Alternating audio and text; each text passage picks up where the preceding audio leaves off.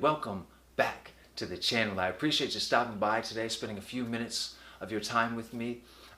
Today I have an extremely interesting, thought-provoking, and oddly relevant video for you today. Okay, I want to talk to you today about trauma, but I want to talk to you about trauma in a very unique and specific way, because personally I believe that trauma is an immensely powerful force in a person's life. Okay, trauma can be a extremely transformational force in a person's life.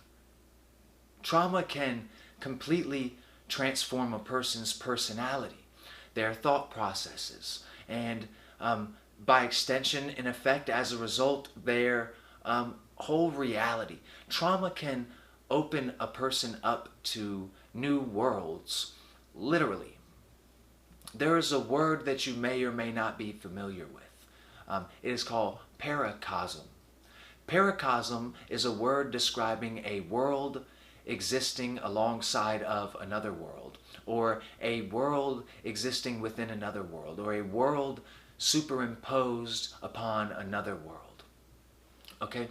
And a paracosm specifically comes about as the result of traumatic experiences, usually in childhood. But this can and does take place in the lives of many, many adults as well.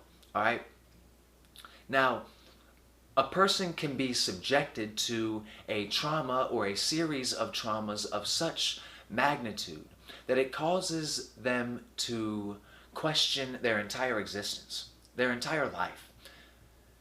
The whole world that they lived in, that they felt safe in, that they felt secure in, is crumbling as a result of this trauma. They begin to wonder if anything they ever thought that they knew was true at all, right? So trauma has this ability to leave a person very vulnerable, leave a person very open to new worlds in which they can create. And this created world is called a paracosm.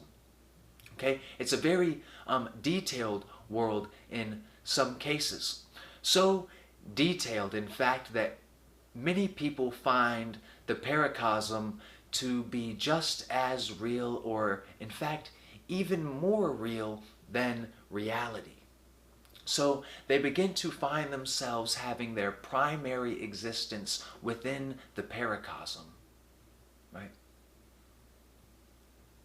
Now, if I gave you some examples of paracosms, you could think about like J.R.R. Tolkien's Middle-earth, where the Lord of the Rings saga takes place, or Stan Lee's Marvel Universe, or J.K. Rowling's magical world of witchcraft and wizardry. These would all be examples of paracosms.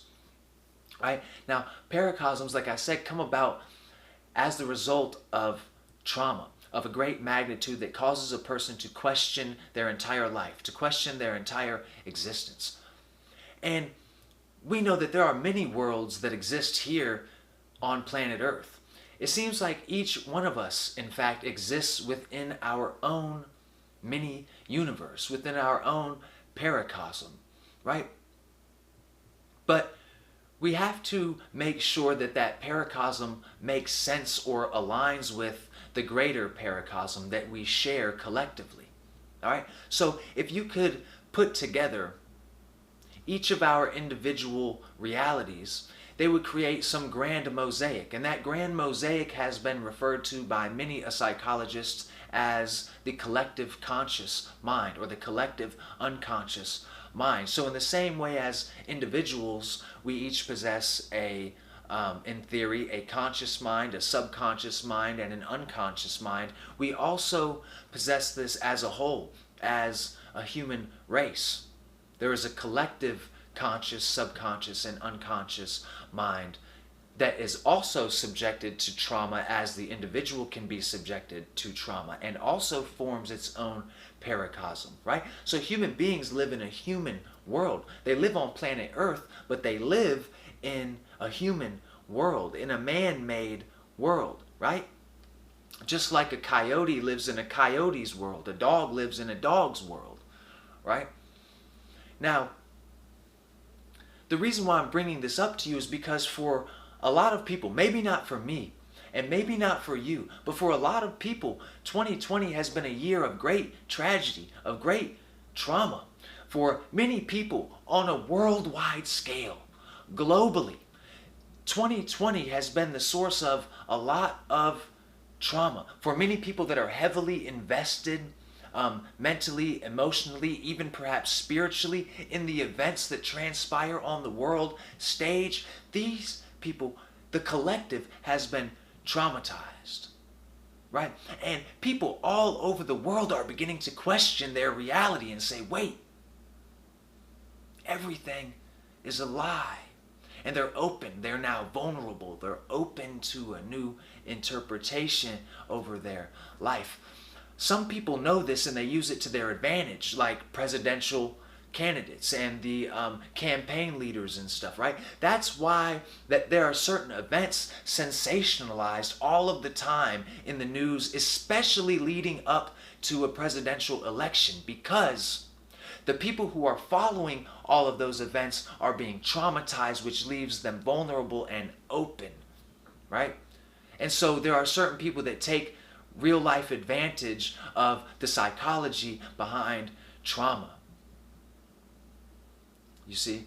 Now, that's the sort of like the doctrine I'm presenting you with right now. This is the learning material. This is the body of principles. I just want you to understand that trauma can be a very transformative power at the level of the individual and at the level of the collective. And right now, the collective is being traumatized at a global scale like never before, right? Now, here's the idea, something I want you to play with perhaps. If you feel like it, play with this idea, all right? Imagine you live in a world where every single book that was ever published came with no words and was only illustrated by picture. And all of the words were left up to you, right?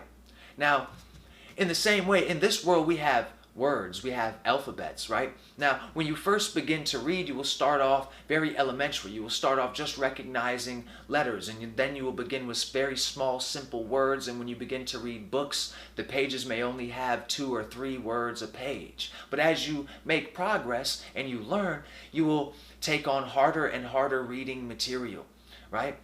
Until eventually you're reading Plato and Aristotle and all of these great names. And then you can even go beyond this and start reading in different languages. And eventually the languages will get so complex that an entire book is represented by a single picture alone, right? So in this world of books with only pictures and no words, all of the words are left up to you. If I gave you a book and told you to read it to me with no words, you would have to tell me everything. What are their names? Where are they from? What are they doing? You would have to creatively interpret the information given to you in those pictures, right? Now, we could draw a line of definite difference between intelligence and creativity in this light, okay? You could be intelligent and sort of tell me what's going on in the pictures, but this doesn't make it entertaining. This doesn't make it a story. This doesn't move me emotionally. You see, it's a special ability, a special talent to be able to tell a story and get somebody emotionally involved in it, to get them to see that, okay, that story makes sense. A lot of people wouldn't be able to put together a coherent story, right? It wouldn't make a lot of sense. But as you continue to flip the pages, every picture reveals more and more of the story to you, and that's up to your interpretation. Now, imagine that your life that you're living right now is just like this. All it is a picture, a moving picture, a series of pictures in front of you with absolutely no words. All of the words are left up to you. You get to interpret the picture that's in front of you. So just make sure that you are interpreting your reality in the way that you want your reality to be. Make sure that your interpretation is your interpretation, and make sure you're not living in the paracosm. Okay, until next time, I hope you continue to free your mind.